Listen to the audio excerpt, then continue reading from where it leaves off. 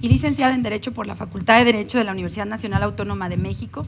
Es servidora pública desde 1996. En 2004 se integró a la ahora Instituto Nacional de Transparencia, Acceso a la Información y Protección de Datos Personales, y actualmente se desempeña como directora de Facilitación de Políticas en la Dirección General de Coordinación de Políticas de Acceso. Aquí dejo a María Laura y le agradezco su presencia. Gracias. Muchas gracias.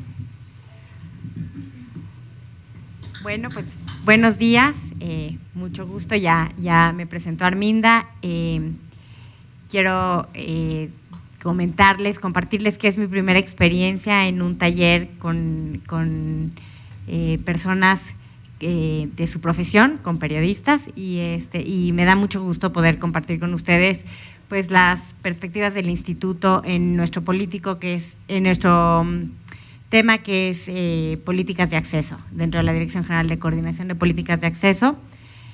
Yo voy a empezar un poco acorde con el temario, con compartir algunos conceptos generales, un poco de antecedentes del desarrollo del tema. No voy a abundar mucho sobre los antecedentes porque entiendo que ya vieron bastantes, especialmente los antecedentes jurídicos con la Dirección General de Asuntos Jurídicos, pero voy a darles un poco de estadísticas y un poco de el modelo del derecho de acceso a la información, las mediciones y métricas que existen respecto del modelo para que conozcan un poco dónde se pueden consultar algunos temas respecto de estudios que se han hecho, que evalúan de manera particular ciertos sectores o ciertas cuestiones del ejercicio del derecho de acceso a la información, y luego vamos a pasar con las implicaciones de la reforma y los desafíos de las políticas, y en particular con nuestras perspectivas para este próximo año. Entonces, bueno, la primera pregunta es: ¿qué es el derecho de acceso a la información?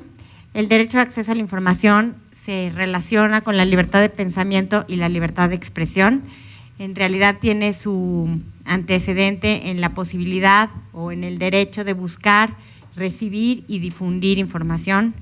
El derecho de acceso a la información ha evolucionado tanto que hoy se considera un derecho fundamental, está reconocido como tal en tratados internacionales, de manera particular en la Declaración Universal de los Derechos del Hombre, de Derechos Humanos, y en la Convención Americana sobre Derechos Humanos. Hace 15 años, creo que en ningún lado, o 20 años se consideraba como un derecho humano, y ha sido tal la evolución que ya ahorita no se le desvincula, ya no hay ni siquiera un debate sobre la manera en que este derecho se ha adentrado en esta cultura, sobre la posibilidad de que sí, efectivamente, todos tenemos derecho a ejercer el derecho de acceso a la información. En nuestro país se recoge en el artículo 6º constitucional, como ya lo vieron, desde 1977, aunque se desarrolla ya como lo conocemos actualmente con la ley federal en 2002 y con diversas leyes estatales incluso antes de 2002.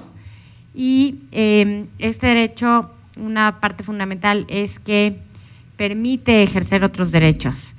Yo creo que yo destacaría como dos de sus conceptos, que uno que se refiere a la libertad de expresión, digamos a la libertad de expresión y de pensamiento como tal, el otro que se refiere a que es un derecho humano, y el otro que permite ejercer otros derechos. Es un botón de acción, es un accionador para conocer otros derechos. El desarrollo normativo en México está nada más de manera genérica, porque entiendo que ya la abordaron con mucho mayor detalle. Tenemos la Constitución Política de los Estados Unidos Mexicanos, que en 1917 consagra la libertad de expresión. En 1977 habla por primera vez del derecho de acceso a la información. En 2007 se hace una reforma a este artículo en donde se establecen bases y principios para el ejercicio del derecho de acceso a la información, y en 2014 se aprueba una reforma para su fortalecimiento, para el fortalecimiento del derecho como tal. Y todas estas reformas en realidad se vinculan con la manera en que se han ido desarrollando leyes de transparencia en México, es decir, la reforma de 2007 no se entiende sin todo el desarrollo normativo que inicia a partir de 2002 a nivel federal y luego empieza todo un desarrollo normativo a nivel de entidades federativas. En realidad, yo marco 2002 con la ley federal, pero hubo algunas entidades federativas que emitieron antes sus leyes. De 2003 a 2006 se emiten todas las normas a nivel estatal, pero todas estas consagran los derechos de manera distinta. En algunos se cobra por ejercer el derecho, se cobra, en otras se requieren, acreditar personalidad o acreditar para qué se va a utilizar la información. Todas las leyes prevían cuestiones distintas. Entonces, lo que se busca con la reforma de 2007, si nos vamos hacia arriba, es precisamente establecer bases y principios para que en todo el país se ejerza de la misma manera. Y en 2007 se dice, y todas las leyes que no cumplan con estas bases y principios que se establecen, creo que son 5 fracciones o 6, no recuerdo ahorita el número exacto, pero son 6 fracciones, tienen que reformar sus leyes para cumplir con este precepto constitucional, por lo que de 2008 en adelante se hacen muchísimas reformas a nivel estatal. Las entidades federativas empiezan a adaptar sus leyes para ser congruentes con la Constitución, que por ejemplo habla de que el derecho es gratuito, habla del principio de máxima publicidad, habla de que no se debe requerir la acreditación de personalidad jurídica alguna, habla de protección de datos personales y habla de el cuidado de los archivos, de publicación de indicadores, etcétera. Entonces se hacen todas estas reformas y de esta manera se sigue impulsando como la homogenización sin lograr que este derecho se ejerza de manera homogénea, lo que nos lleva otra vez a la reforma de 2014, que es mucho más profunda y que ya establece como cuestiones más específicas a atender, inclusive a través de una ley general, que es lo que nos lleva hoy a donde estamos, ¿no? En relación con los órganos garantes en México, que son quienes garantizan el ejercicio de este derecho, pues bueno, se crea el IFAI en 2002 con la creación de la ley. En 2003 a 2010 se crean órganos garantes a nivel de entidades federativas y en 2014 se da autonomía constitucional al instituto con la reforma del artículo 6º constitucional. Las entidades federativas, muchas entidades federativas ya tenían autonomía constitucional, pero en esta gran diversidad que existía a nivel nacional, o que todavía existe a nivel nacional, pero que se va a homologar, algunos eran constitucionales autónomos, otros eran organismos descentralizados, es decir, no estaba todavía homogenizado esta parte. Y luego, en cuanto a la ley general, que es derivada de la reforma constitucional, pues a través de la ley ya se crea el Sistema Nacional de Transparencia, que permitirá en el marco del propio sistema una mucho mejor coordinación. En el entendido que este sistema, uno de sus objetivos es impulsar una política pública de transparencia a nivel nacional. Ahora bien, el ejercicio del derecho, a partir de todo este desarrollo normativo, pareciera que ha sido amplio y efectivamente yo creo que sí sí se ha utilizado en términos generales de manera consistente y de manera creciente, aun cuando todavía tenemos muchísimos retos por enfrentar. Entonces, las estadísticas nada más a nivel de Administración Pública Federal, que son, como ustedes saben, las que lleva el instituto todavía, son en materia de solicitudes de acceso en el Infomex, según las cifras actualizadas al 11 de junio, hay 1.227.130 solicitudes de acceso. En cuanto a las consultas al portal de obligaciones de transparencia, son 165.393.205 consultas y los recursos de revisión interpuestos hasta esa fecha son 63.908. Esto es, todavía se recurren muy pocas solicitudes de acceso. Si ustedes se fijan en el número, son 5 solicitudes de acceso aproximadamente por cada 100, no, 5 recursos de revisión por cada 100 solicitudes de acceso aproximadamente, pero bueno, estas son las cifras que tenemos. Les comparto también quiénes ejercen las cifras sobre el perfil de los usuarios, de quienes ejercen el derecho de acceso a la información. Estas cifras están actualizadas al 31 de diciembre, están publicadas en nuestro informe de labores y se hacen con base en lo que el sistema recaba, es decir, el propio Infomex pregunta si la gente quiere decir a qué se dedica y tiene algunas opciones y solo los que quieren compartirlo lo hacen, ¿no? Entonces esto es con esta reserva, es respecto a la información que respecto a la información que los solicitantes quisieron entregar en relación con su ocupación. Y por eso, si ustedes se fijan en los totales, no son los mismos de las solicitudes de acceso, porque no todo mundo entrega aporta información a este respecto. Pero aquí quise señalar la información de los medios de comunicación, porque en todos los casos el porcentaje de los solicitantes de los medios de comunicación es menor al 10% en todos los años, inclusive en los últimos años ha ido en decremento. Entonces, nosotros consideramos que desde la Dirección de Coordinación de Políticas de Acceso que es muy importante incentivar el uso de la ley. Ahorita vamos a ver algunos datos sobre cómo los usuarios no tienen suficientes incentivos, cómo la gente no tiene suficientes incentivos por distintas cuestiones o le falta conocer cómo utilizar la ley. Digamos, hay una cuestión de desconocimiento, hay una cuestión de desinterés respecto al ejercicio del derecho, pero también creemos que es importante incentivar, inclusive por sectores, el uso de esta ley.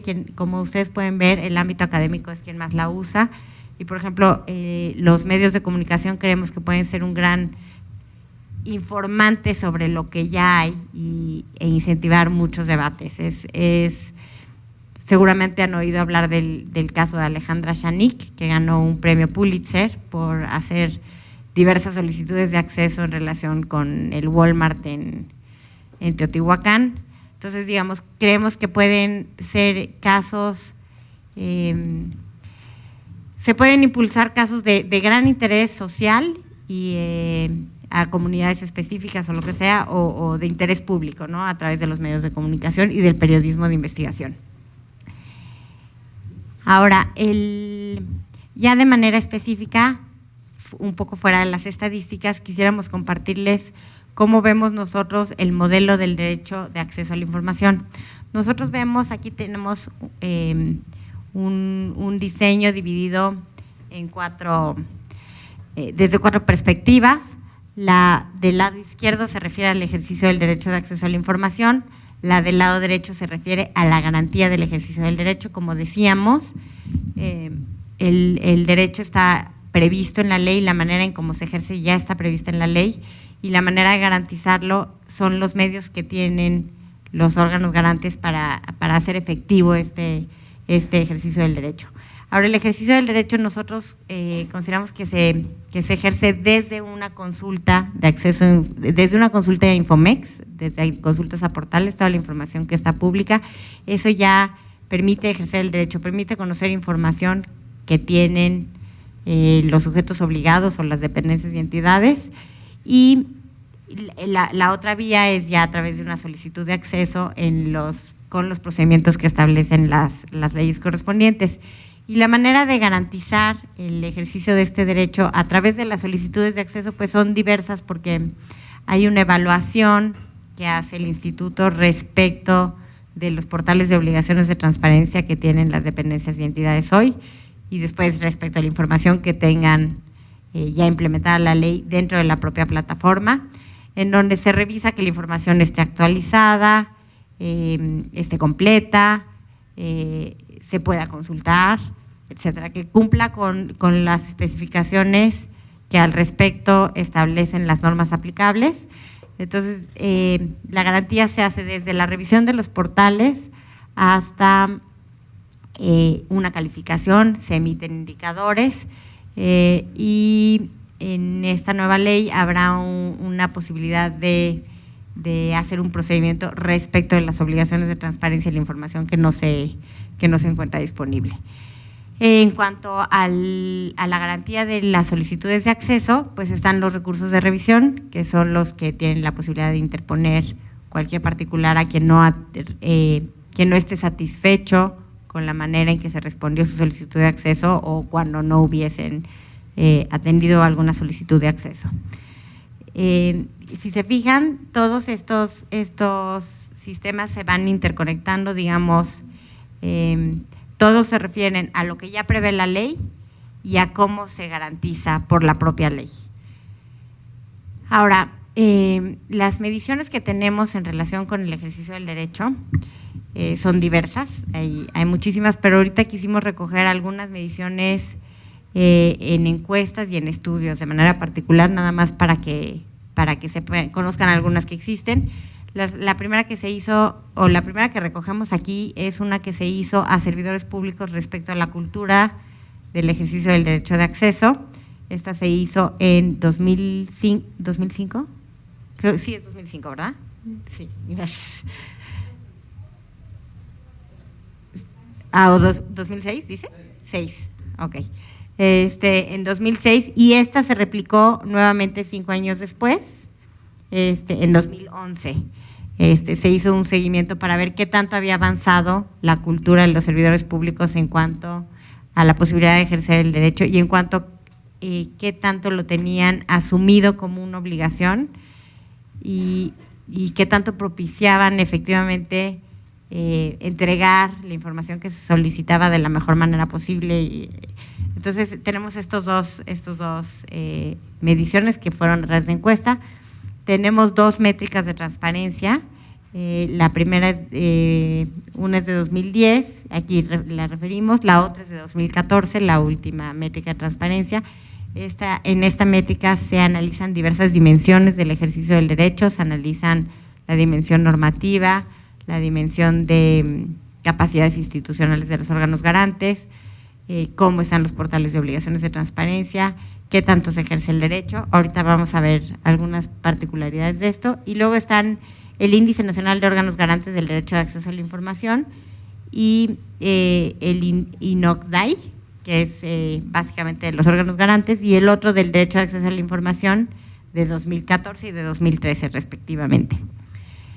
En cuanto a las métricas de transparencia, la métrica de 2010 encontró asimetrías en los marcos legales, por esta cuestión que comentábamos, había leyes a nivel nacional, estas métricas se hacen a nivel nacional, encontró asimetrías en el funcionamiento de sistemas entre las entidades federativas y en el ámbito federal, entre los tipos de oficina pública y en las respuestas que se emiten por parte de los gobiernos. En la métrica de 2014 hay un nuevo diagnóstico y se analizan 5 dimensiones distintas y se crean subíndices al respecto. Se analiza, como comentábamos, la dimensión de la normatividad, la dimensión de la información pública de oficio, es decir, que contienen los distintos portales de obligaciones de transparencia, la dimensión del usuario simulado, uno de capacidades institucionales y otra de los sujetos obligados. Y aquí tenemos un poco un resultado, una gráfica que saca la métrica de transparencia 2014, en donde, si se fijan, la dimensión mejor calificada es la dimensión de marco normativo y la peor calificada es la de usuario simulado.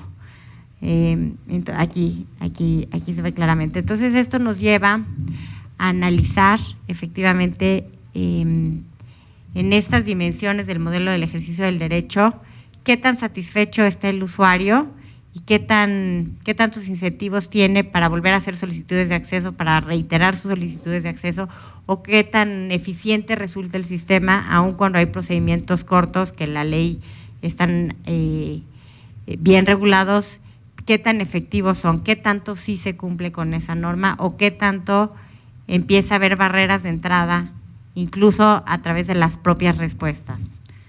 Entonces, digamos, todas estas realidades, tanto normativas como en el ejercicio del derecho, como prácticas en el ejercicio del derecho, nos llevan precisamente a la reforma y nos llevan a estas grandes diferencias que se van a dar a partir de que ya se empiezan a generar a partir de la reforma. El IFAI pasa de ser un organismo descentralizado del Poder Ejecutivo Federal a ser un órgano constitucional autónomo. Antes solo podía vigilar al Poder Ejecutivo Federal, es decir, tenía una competencia muy acotada. Es una de las críticas que se hacían al instituto, que el instituto tuviera nada más competencia para 240, 250, 260, dependiendo cómo la movilidad de las dependencias y entidades, de si se creaban o se movían. Y hoy va a poder vigilar a los 3 poderes federales, excepto a la Suprema Corte de Justicia de la Nación, a los sindicatos, a los partidos políticos, a los fideicomisos y a toda aquella persona que maneje recursos públicos. Digamos, su ámbito de competencia se amplía de manera sustantiva. Antes no podía proteger derechos ante instituciones a nivel estatal y municipal, lo hacían los órganos garantes estatales, y ahora va a poder revisar a través de su poder, de su facultad de atracción, también actuaciones de los poderes municipales y estatales. Antes no podía coordinar procesos, ni acceder a información, ni esfuerzos para mejorar la transparencia, y hoy, a través de la creación del Sistema Nacional de Transparencia que el Instituto presidirá, pues se podrán coordinar esfuerzos a nivel nacional para impulsar toda una política y para fortalecer la política de acceso. Y antes no podía sancionar a aquellas personas que incumplieran con la ley, y ahora tiene capacidades para sancionar incumplimiento y para garantizar de mejor manera el derecho de acceso a la información y la protección de datos personales. Dentro de las implicaciones de la reforma, como decíamos, está quiénes son los sujetos obligados. Como decíamos hace un momento, los sujetos obligados de la ley federal eran todos aquellos en el ámbito federal, pero los sujetos obligados del IFAI dentro de su ámbito de competencia por formar parte del Poder Ejecutivo Federal solamente eran las dependencias y entidades de la Administración Pública Federal. Hoy su competencia es en todos los ámbitos, en el ámbito federal, estatal y municipal. Cualquier autoridad, entidad, órgano y organismo de los poderes ejecutivo, legislativo y judicial, los órganos autónomos, los partidos políticos, los sindicatos, fideicomisos y fondos públicos y toda aquella persona que reciba y ejerza recursos públicos. Ahora, también dentro de las implicaciones de la reforma, hacemos referencia a la capacidad institucional que requiere el instituto y dentro de esta al presupuesto que requiere también ejercer para poder coordinar todo el sistema. En 2014, si se fijan, la suma de los 32 órganos garantes del derecho de acceso a la información en México, en presupuesto era de 748 millones y la del IFAI en 2014 fue de 607 millones. Y en 2015, por primera vez, la del IFAI es mayor que la suma de todos los órganos garantes estatales. Esto también obedece a todas estas nuevas atribuciones con las que cuenta y a todas estas obligaciones que tendrá que atender el instituto y a esta cuestión de buscar ya la coordinación de todo el sistema, ¿no? Aquí está, bueno, la gráfica nada más para tenerla visualmente, que es un poco mayor la del instituto frente a la de todos los órganos garantes. Y bueno, pues como decíamos, los desafíos que tenemos en el tema de cómo garantizar que se ejerza bien, garantizar y propiciar que se ejerza el derecho de acceso a la información, es crear políticas que propicien precisamente un mucho mejor ejercicio y que incentiven el uso del derecho. Entre estas políticas están, hace rato vi que estaban preguntando sobre la Plataforma Nacional de Información. Una de ellas es pues la implementación de la plataforma ya como un sistema que integre procesos más amigables, que permita consolidar toda la información de manera integral. La otra es conocer las capacidades institucionales de los distintos órganos garantes, porque una realidad en el ejercicio del derecho de acceso es que hay diversas capacidades institucionales a nivel nacional o incluso a nivel distintos sujetos obligados, y entonces no todos los sujetos obligados tienen la capacidad de responder de la misma manera a las solicitudes que se hacen. Entonces lo más importante es ahorita conocer para poder entender cuáles son las problemáticas y buscar solucionarlas desde las políticas de acceso, ya no a partir de la ley, sino con políticas específicas. Y luego saber cómo se ha ejercido el derecho a través de distintas modalidades en todo el país, porque la realidad es que si nos vamos a la parte de los usuarios, podemos ver que no se ha ampliado ni tampoco se ha diversificado. Si se fijan los números, los porcentajes son más o menos constantes, y esto es nada más a nivel federal. Necesitamos conocer toda la base de usuarios a nivel nacional. Este es uno de los retos que tiene el instituto, y poder entender, por ejemplo, si un sector específico no ha usado más el derecho, entender las razones por las cuales no lo ha usado más y cómo podríamos propiciar que se utilizara más y de mejor manera, ¿no? Entonces, dentro de los desafíos de nuestras políticas, empiezan por conocer nuestras realidades a través de diversos diagnósticos, y uno de estos es esto: ¿por qué no se ha ampliado ni diversificado la base de usuarios?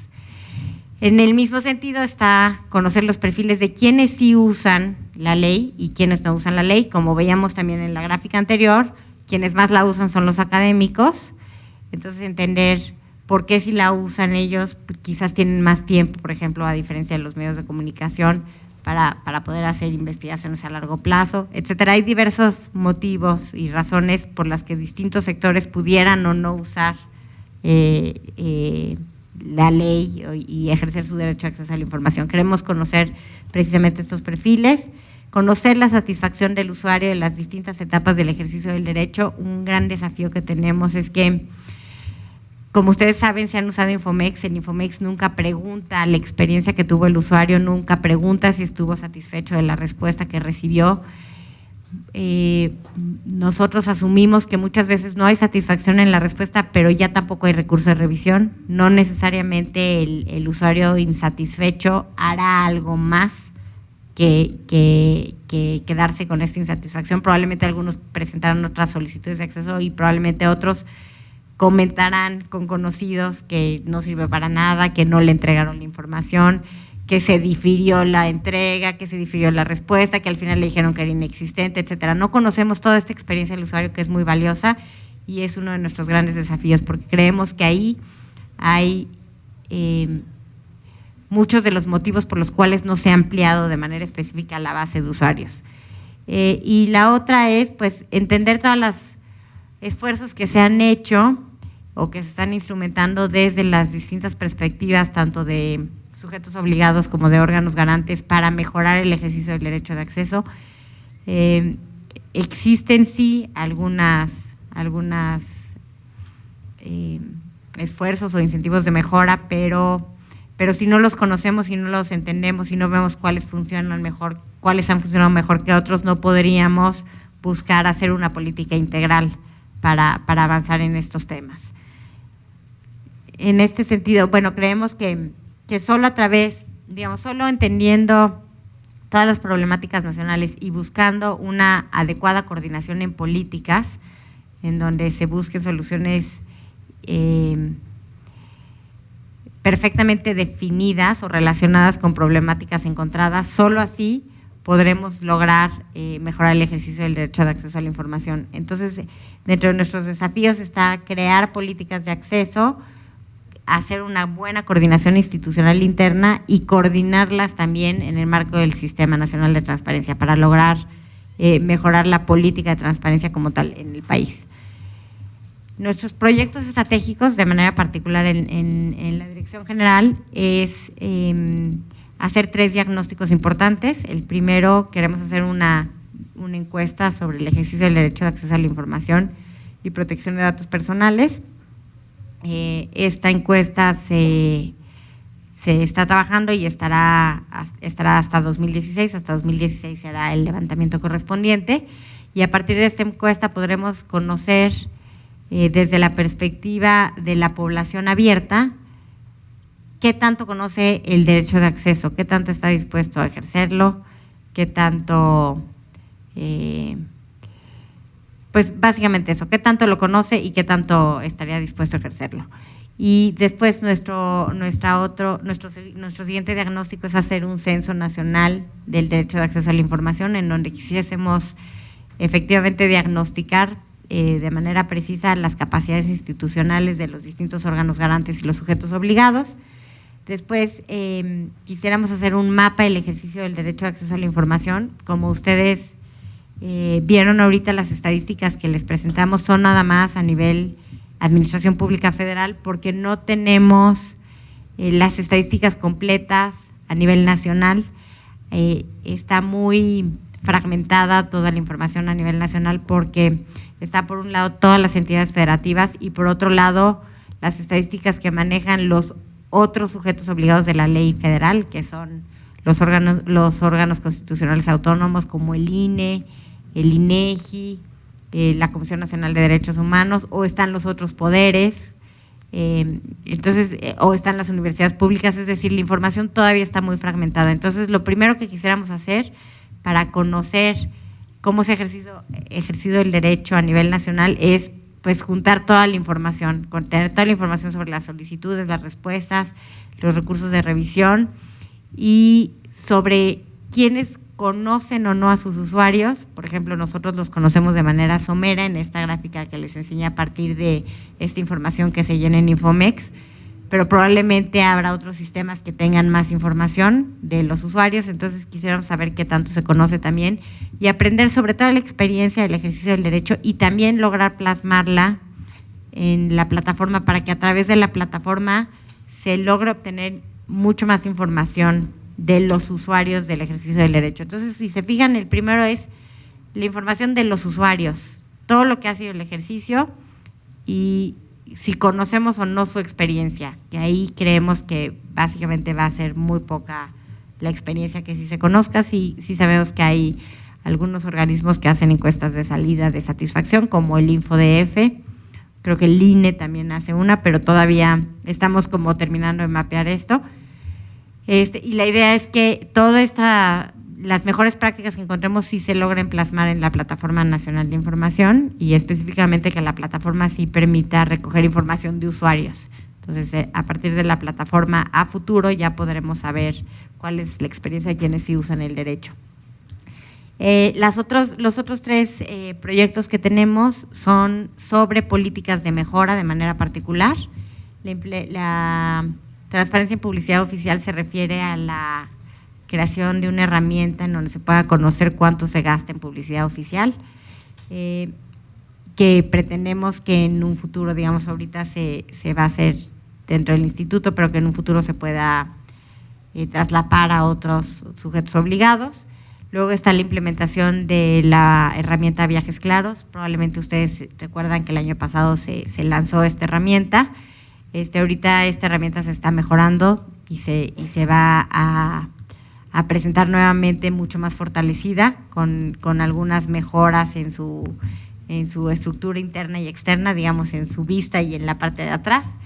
Y luego tenemos la implementación de un estándar de datos de contrataciones abiertas. Queremos que se conozca a través de este estándar que ya existe a nivel internacional de contrataciones abiertas, la información sobre todas las contrataciones que se hacen. Y luego tenemos la implementación de un catálogo nacional de políticas de acceso a la información. Si no conocemos los esfuerzos que se hacen en las distintas partes del país o en los distintos sujetos obligados, no podemos ver si estamos haciendo cosas de manera aislada, y lo que queremos es coordinar políticas para caminar hacia un mismo propósito. Entonces, este es otro de nuestros proyectos. Me permití sacar una cita de un artículo que leí que habla sobre los medios de comunicación y el ejercicio del derecho de acceso a la información, que dice: en una sociedad de masas inevitablemente articulada en torno a los medios de comunicación, la información acerca de estos asuntos públicos que está disponible gracias a las políticas de transparencia cobra auténtica relevancia cuando es ventilada por tales medios. Entonces, este artículo creo que no se ha difundido mucho, está publicado en la página del Instituto, dentro de la publicación de 10 años de transparencia en México, es de Raúl Trejo del Arbe, y bueno, pues lo pueden consultar ahí, puse el vínculo en la presentación si les interesa, porque habla de qué tanto los medios de comunicación utilizan la ley. Y bueno, pues eso es todo, no sé si tengan alguna duda. Muchas gracias. ¿Cómo van a resolver el asunto de que si yo le quiero preguntar a la presidencia municipal de Tuxpan, Michoacán, cuánto se gastó en cualquier actividad, cómo sé, o sea, cómo le van a hacer ustedes para resolver que el funcionario que me tiene que dar esa información, bueno, sepa por lo menos subir la información? Bueno, digamos, el instituto, como ustedes saben, está dividido en diversas áreas, y sí, la idea es, a través, por ejemplo, de este censo, identificar necesidades específicas, quizás en materia de capacitación, y a partir de ahí establecer políticas de capacitación hacia las distintas, hacia los distintos órganos garantes o sujetos obligados. Entonces, en realidad lo que se ve aquí es como esta identificación de necesidades, estos diagnósticos de necesidades, para a partir de ahí establecer políticas específicas. Así es. Sí, primero tenemos que diagnosticar, porque tampoco, digamos, como ustedes saben, realizar como algunas actividades en concreto también requiere el ejercicio de recursos. Entonces, a la hora de determinar dónde se ejercen los recursos, siempre tendremos que tener estudios donde podamos constatar cuáles son las prioridades, dónde se requieren más, dónde se requieren menos, etcétera. Entonces, con base en los diagnósticos es que podremos ya diseñar las políticas específicas.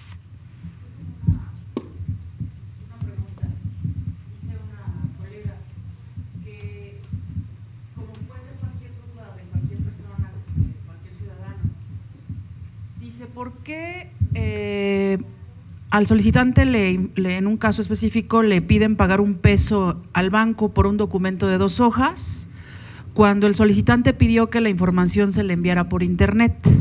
Dice ella, opina, que siempre encuentran la manera de retrasar el acceso a la información. Y otra persona, que es archivera le llaman, ¿no? Ella opina, considera que el pago de la información viola los tratados internacionales y la Constitución, y aparte que es inconveniente, etcétera, etcétera, el pago. Entonces son dos cosas ahí. Parece que los que no somos eruditos, cuando empezamos a conocer y empezamos a pedir información a través de Infomex, es desmotivante, totalmente. Y evidentemente para los periodistas no es tan funcional, porque dices, necesito la información, si no para mañana, la necesito lo más pronto posible. Y entonces nosotros ya hasta hacemos las cuentas, entre que me la van a negar y entre que la voy a volver a pedir reformulando la pregunta, y ahí voy otra vez y a lo mejor voy a necesitar recurso de revisión. El tema a lo mejor ya se transparentó por otra vía. Entonces, sería el tema de los costos y de los tiempos. Sí, digamos, nosotros inferimos en nuestro análisis que es por eso que la academia utiliza más la ley que los medios de información, ¿no? Digamos, ese es un tema fundamental, el tema de los tiempos.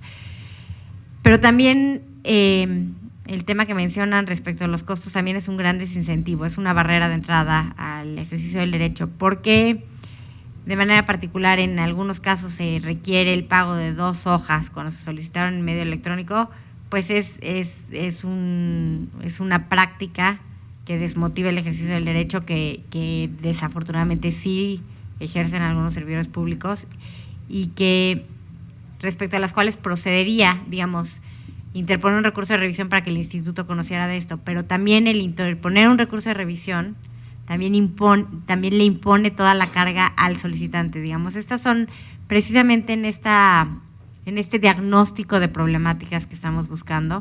Tenemos ya vistas, ya tenemos como identificadas algunas problemáticas, lo que tenemos que hacer es cuantificarlas y definir cuáles son las mejores políticas para desincentivar estas prácticas, ¿no? Una de ellas, evidentemente, es capacitación, es que esté inmersa en la cultura del servidor público, el hecho de que cuando se solicita información, pues es derecho del solicitante y hay que entregar la información, no hay que buscar medios que atrasen su entrega y que desmotiven el uso de la ley. Sí existen, digamos, sí estamos conscientes de que el sistema es difícil de activar, hay muchas barreras de entrada, por ejemplo, está hecho básicamente para hacerse vía electrónica y hay un gran sector de la población que no utiliza medios electrónicos, aunque ya, digamos, después de implementar la ley a 14 años, prácticamente a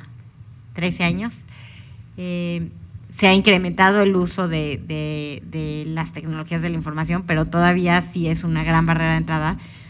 Y se buscó, si bien se buscó hacer más fácil y más rápido el ejercicio de este derecho, no necesariamente se han logrado estos dos objetivos. Entonces es uno de los temas que tenemos pendientes.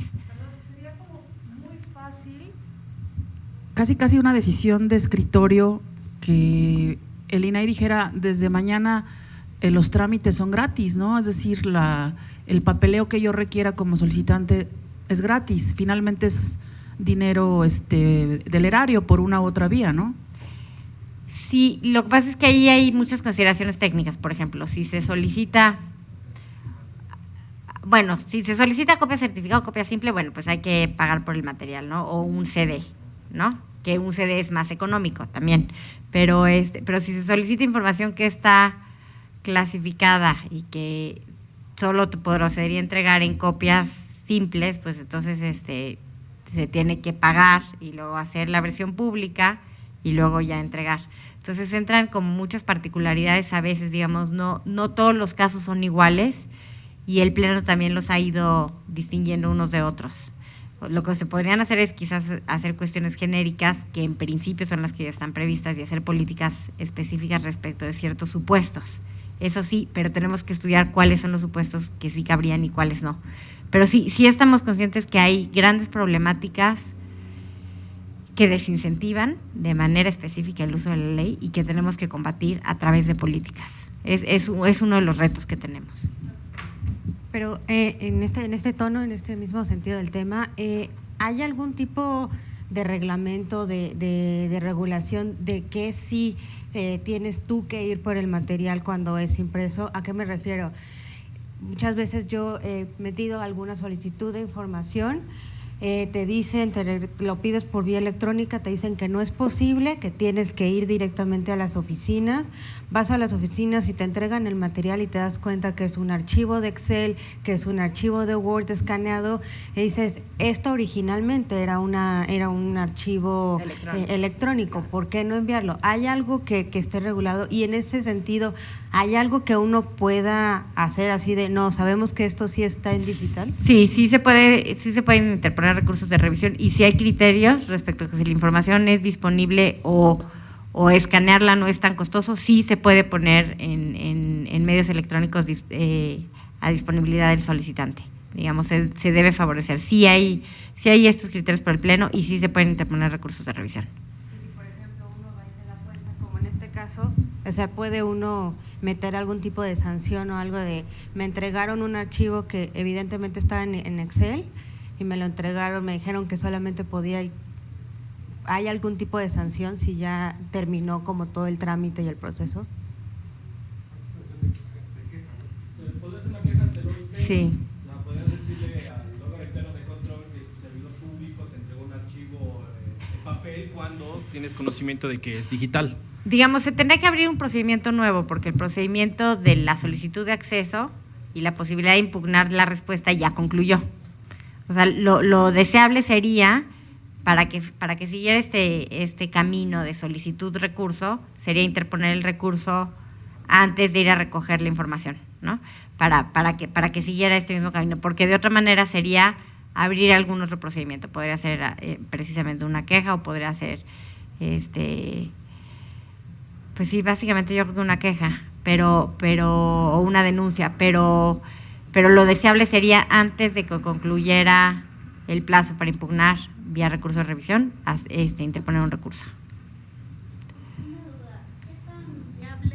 Bueno, ¿qué tan válido es que cuando uno recoge la información, si es el caso que tienes que recoger un CD, unas copias, lo que sea, te pidan tu copia de tu identificación? A mí me ha tocado diferentes dependencias de diferentes ámbitos que dicen, no, es que para que te podamos dar la información necesitamos copia de tu IFE. Y que te argumentan que por el tipo de información que te están entregando necesitan el IFE, y hay otras dependencias que te dicen pues que ni siquiera te piden el IFE, ¿no? Entonces, ¿hay alguna reglamento o algún documento en donde se diga qué documentos necesita para que se entreguen, necesita uno entregar copia de la identificación? Porque incluso algunas dependencias solo me han pedido que les muestre el IFE para corroborar que soy yo la persona, la solicitante y la que está recogiendo la información. Sí, exacto.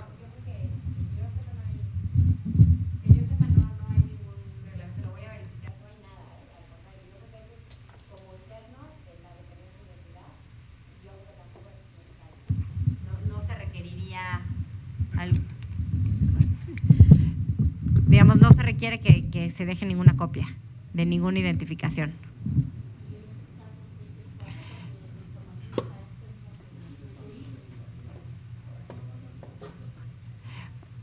Digamos, si son dependencias, bueno, sí, pero, o sea, lo que podrían solicitar es como su reglamento interno. Respecto de ese reglamento y qué tan válido es, ¿no? O qué tan, o sea, digamos, habría que iniciar otro proceso, pero sí tendrían que preguntar con base en qué se quedan con alguna copia de su identificación.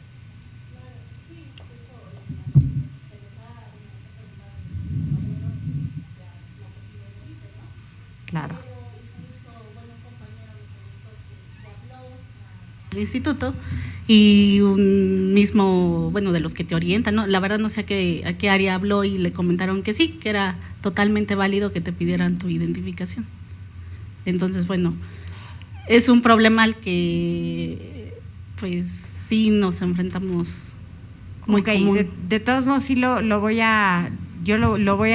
vamos a verificar, lo voy a comentar.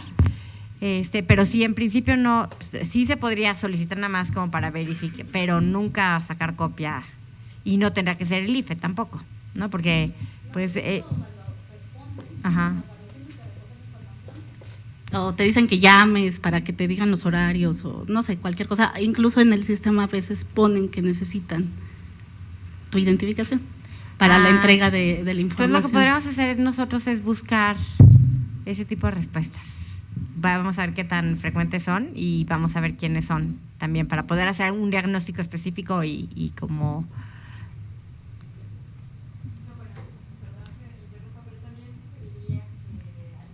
Casos que se enteren que ocurren estas circunstancias, pues quizá lo hicieran del conocimiento de la Dirección General de Coordinación y Vigilancia de la Administración Pública Federal.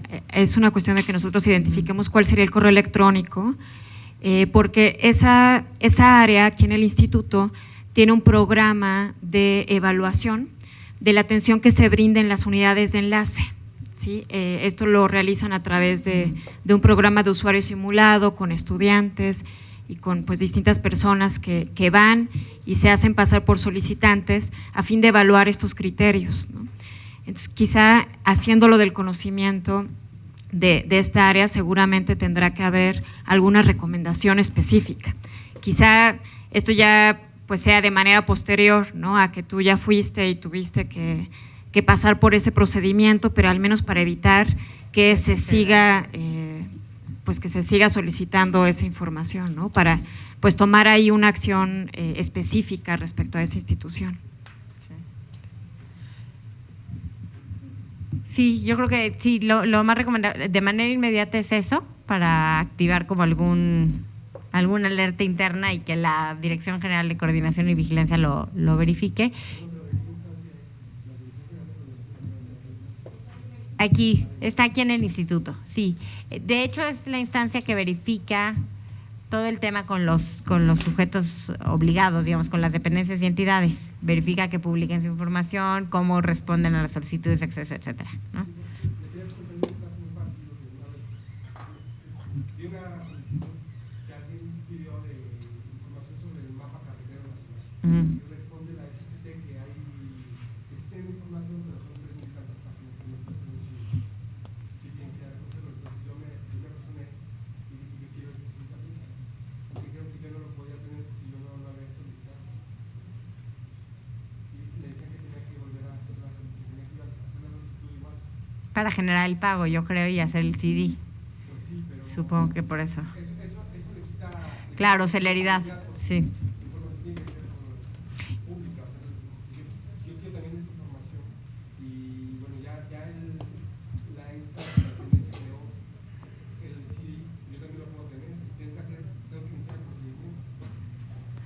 Sí, sí, y yo creo que ahí es por el tema del pago del CD, ¿no?